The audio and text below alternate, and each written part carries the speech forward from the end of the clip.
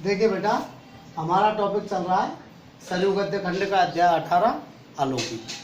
ठीक है, कल तक हमने आपको बताया कि आलोपी जो है लेखिका के छात्रावास में जो सब्जी ले जाता था तो वहाँ बच्चियों के लिए फल और ले जाता था। वहाँ फल जब लेकर के जाता था तो वहाँ कॉलेज के सामने का एक फल वाला था, उसने लेखिका से शिकायत की कि आपका जो सब्जी वाला है उसने उसका धंधा चौपट कर दिया है, वह बच्चियों के लिए जो है फ्री में फल ले आता है। अब लेखिका ने जब आलोपी से पूछा तो आलोपी ने बता दिया कि भाई मैं पैसे ले लेता हूँ, मुझे पैसे मिल जाते हैं इनके, वो दांतों के नीचे जीभ दबा करके, और उसने बताया। अब बालिकाओं से पूछा तो बालिकाएं न आलोपी को झूठा कह सकती थी और न ही जो है लेखिका के सामने झूठ बोल सकती थी, अतः वे मौन रही। अब उनके लेखिका के अनुचित उचित संबंधी जो व्याख्यान के उत्तर में आलोपी ने मैली पिछोरी के छोर से धुंधली आंखें पहुंचते पहुंचते बताया कि उसकी एक 8 वर्ष की चचेरी बहन मर चुकी है। उसकी एक 8 वर्ष की बहन थी, चाचा की लड़की, वो मर गई। इन बालिकाओं के स्वर में उसे बहन की भ्रांति होने लगती है। ये बालिकाएं जब बोलती है तो उसे ऐसा लगता है जैसे मेरी वो बहन ही बोल रही है, उसे ऐसा लगता है। इसी से अपनी दरिद्रता के अनुरूप 2-4 अमरूद, बेर, जामुन आदि ले आता है। उसके देहात में ऐसी चीजों के कोई दाम नहीं लेता है। फिर वह कैसे जानता कि शहर में ऐसे देना बुरा माना जाता है? उसे क्या मालूम, गांव में तो ऐसी चीजों के पैसे नहीं लेते, यूं ही दे देते हैं, अपन के भी दे देते हैं गांव में उगा। तो दाम दे करके खरीदता तो लेना किसी तरह से उचित भी हो सकता था, पर वे फल उसे तरकारियों के साथ साथ गलुए में मिल जाते हैं। वैसे ही इनके पैसे बनाने की बात सोच करके उसका मन जाने कैसे कैसे होना लगता है। वो सोचता है इनके मैं पैसे कैसे बनाऊं, जिनके पैसे मैं दे करके नहीं आया उन चीजों के मैं कैसे पैसे ले सकता हूं। तो उसका मन जाने कैसा होने लगता है। उन्मुख आलोपी के मुख का भाव देख करके लेखिका अपने ढपोर संखी न्याय का महत्व समझ गई और तब उनका मन अपने ऊपर ही खींच उठा। अरे सोच रही कि मेरा कैसा न्याय था, मैं तो क्या क्या सोच रही थी, इसकी सोच कितनी ऊंची है। कहना व्यर्थ है कि आलोपी को अपने सिद्धांत में कोई परिवर्तन नहीं करना पड़ा और वो बालिकाओं के लिए फल वगैरह लाता रहा। तो कोई परिवर्तन नहीं करना पड़ा। आलोपी के नेत्र नहीं थे, इसी से संभवतः वह न प्रकृति के रौद्र रूप से भयभीत होता था और न ही उसके सौंदर्य से बहकता था। भाई हम आंखों से देख सकते हैं तो आंखों से देख सकते हैं, तब जाकर के हम प्रकृति की सुंदरता को देख सकते हैं, प्रकृति के रौद्र रूप को देख सकते हैं, सुंदरता से प्रभावित हो सकते हैं और जो है प्रकृति के रौद्र रूप से भयभीत हो सकते हैं। लेकिन आलोपी के तो कोई आंखें नहीं थी। जो आंखें नहीं थी इसीलिए वह न तो प्रकृति के रौद्र रूप से डरता था और न ही प्रकृति के जो है सौंदर्य से आनंदित होता था। मूसलाधार वृष्टि जब बर्फ के तूफान की भ्रांति उत्पन्न कर रही थी, इतनी जोर से तीव्र बरसात हो रही थी जैसे बर्फ का तूफान आ रहा है।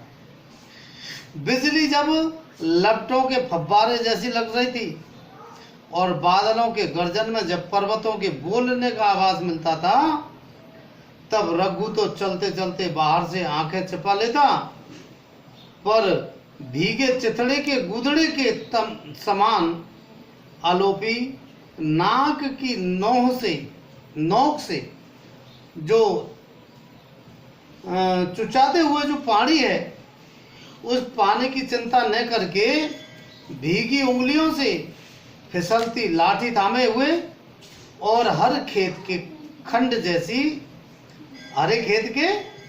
जैसी छाबड़ी संभाले हुए इस तरह पांव रखता मानो उन्हें आज ही पृथ्वी का पूरा परिचय प्राप्त कर लेना है।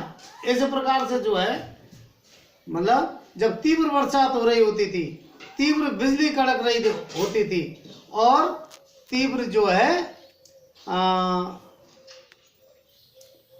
गर्जना हो रही थी, तो उस स्थिति में वह रघु को एक हाथ से लाठी थमाए और वह एक हाथ से लाठी थामे और एक हाथ से जो है अपनी छाबड़ी को, सब्जी की जो छाबड़ी थी डकोली जिसको कहते हैं टोकरी, उसको पकड़े हुए वह जो है ऐसे ढंग से यो पाँव से टटोल करके जो है आता था, मानो वह धरती का पूरा परिचय प्राप्त कर लेना चाहता है।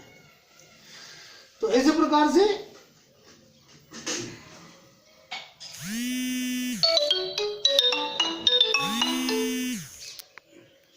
परिचय प्राप्त कर लेना चाहता है। एक बार भी कीचड़ में पैर पड़ जाने पर रघु को की खैर न थी, क्योंकि आलोपी आंख वाले के पथ प्रदर्शन में ऐसी मूल अक्षम समझता था। एक बार भी कीचड़ में पैर पड़ता तो जो है रघु की खैर नहीं कि भाई मेरे तो आंखें नहीं है लेकिन तुम्हारे तो आंखें हैं, तुमने क्यों इस प्रकार से जो है कीचड़ में पैर दिलवाया। तो ऐसे अपराध को वो अक्षम समझता था। जब शीत बर्फीले तारों का व्यूहुसा रच देती और पक्षाघात की सांस जैसी हवा बहती, तब रघु होठों के कपाट बंद किए और सर्दी से नीले नाखून और ऐंठी उंगलियों वाले पैरों को तोल कर रखता हुआ आता। गर्मी में जब धूल ऐसी जान पड़ती मानो कोई पृथ्वी को पीस करके उड़ाए जा रहा है, और लू जलते हुए व्यक्ति की तरह चीत्कार करती हुई, चिल्लाती हुई इस कोने से उस कोने में दौड़ती फिरती थी। मतलब जब गर्मी में धूल उड़ती थी जोर जोर से और लू की आवाज आती थी, जैसे कोई चिल्ला रहा है, आग में जलता हुआ चीख रहा है कोई, तो इस प्रकार से इस कोने से उस कोने में दौड़ती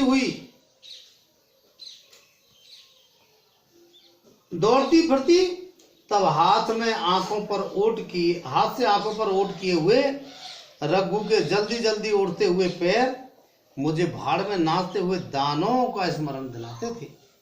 तब रघु आगे लाठी पकड़ता हुआ आता, एक हाथ से जो है अपनी आंखों पर रख लेता, और क्योंकि नंगे पैर होते थे उसके, और नंगे पैरों से और जमीन तप रही है, तो वो इस तरीके से आता था जैसे भाड़ में अनाज का दाना डाल दे तो वो एकदम उछलने लगता है, इसी प्रकार से वो भी उछलने लगता था रघु भी उस गर्म मिट्टी में।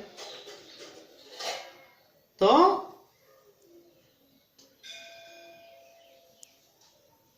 पर आलोपी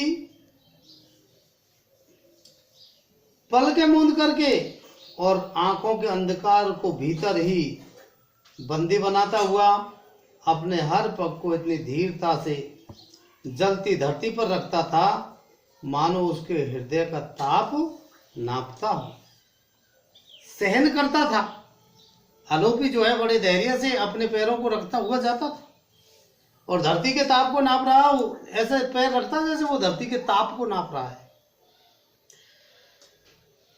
बसंत हो या होली, दशहरा हो या दिवाली, आलोपी के नियम में किसी प्रकार का कोई परिवर्तन नहीं आता। चाहे सर्दी हो या गर्मी या वर्षा हो, वह अपने नियम में किसी प्रकार का परिवर्तन नहीं करता था। एक बार जब अपनी लंबी अकर्मण्यता पर लज्जित हमारे हिंदू मुस्लिम भाई जो है वीरता की प्रतियोगिता में सक्रिय भाग ले रहे थे। कहने का मतलब यह है कि एक बार हिंदू मुसलमानों में झगड़ा हो गया, अपनी लंबी अकर्मण्यता थी, हमारा देश तो जो है बट गया और पहले पराधीन रहा था, तो ये एक अकर्मण्यता थी। तो ऐसे इस अकर्मण्यता पर सक्रिय जो हिंदू मुस्लिम भाई है, ये जैसे अपनी वीरता की प्रतियोगिता में सक्रिय भाग ले रहे थे, तब आलोपी पहले से दुगनी बड़ी डलिया में न जाने क्या क्या भर करके और ले आया, और एक बड़ी गठरी रघु की पीठ पर भी जो है लादे हुए सुनसान रास्ते से आ पहुंचा। उसकी सोच तो ये थी कि पता नहीं झगड़ा कितना चले, मेरा कल परसों इस झगड़े में आना हो नहीं हो, इसलिए ज्यादा सब्जी भर करके ले आया। उसके दुस्साहस ने मुझे विस्मित न करके क्रोधित कर दिया। लेखिका कह रही है कि उसका ऐसी परिस्थिति में भी जो आना था, इससे मैं आश्चर्यचकित नहीं हुई बल्कि क्रोधित हो गई कि क्यों आया ऐसी परिस्थिति में। तुम हृदय के भी अंधे हो, ऐसी अंधेरी गलियों में प्राण देकर के तुम्हें कुछ स्वर्ग तो पहुंच नहीं जाओगे। आदि स्वागत वचनों के उत्तर में आलोपी बैगन लौकी टटोलने लगा। मैं इस प्रकार से, लेखिका कहती है कि मैं इस प्रकार से उनसे आलोपी से जो है कहती रही, और इन बातों के उत्तर में वह जो है बैगन लौकी टटोलने लगा। तो